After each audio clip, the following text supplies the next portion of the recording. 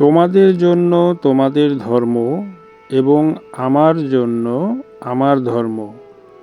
মহাগ্রন্থ কোরআনের সূরা কাফিরুনের এই ৬ নং আয়াতের ব্যাখ্যায় সুফি সদরুদ্দীন আহমদ চিশতি রহমাতুল্লাহ ওনার রচিত কোরআন দর্শন নামক তাফসীর গ্রন্থে বলিয়াছেন, সকলের ধর্ম একরূপ নহে।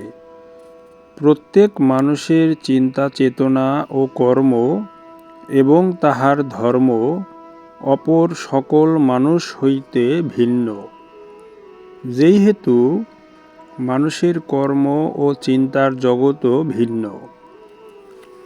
যেই সকল ধর্মরাশির প্রতি মানুষ আকৃষ্ট থাকিবে, সেটাই তাহাকে পুনরায় বন্ধনে আবদ্ধ করিয়া নবজন্মে লইয়া আসিবে। মানুষ আপন ইচ্ছা ও রুচি অনুসারে যেই সকল ধর্মকর্ম গ্রহণ ও বর্জন করিয়া থাকে, সেইগুলির প্রতিফলন তাহার উপরেই বর্তায়। অন্য ব্যক্তির লালিত ধর্ম তাহার উপরে কার্যকরী নহে।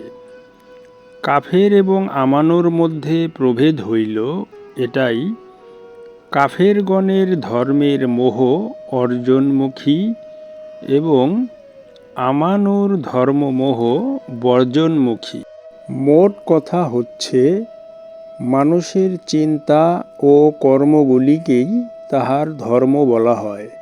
সুতরাং প্রত্যেকের ধর্ম অন্য প্রত্যেক ব্যক্তির ধর্ম হইতে যেমন স্বতন্ত্র, তেমনি উহাদের আকর্ষণ বিকর্ষণের ফলাফলও স্বতন্ত্র।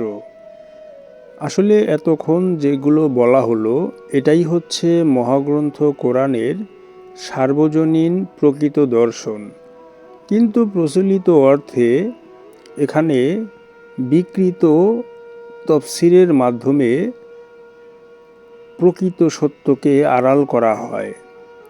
প্রচলিত তাফসিরগুলিতে এখানে বিভিন্ন জাতিভেদ, ধর্মীয় জাতিগোষ্ঠী যেমন হিন্দু, মুসলমান, বৌদ্ধ, খ্রিস্টান, এই শ্রেণীগুলোর ভাগের মাধ্যমে এই বিষয়টাকে উল্লেখ বা ব্যক্ত করা হয়।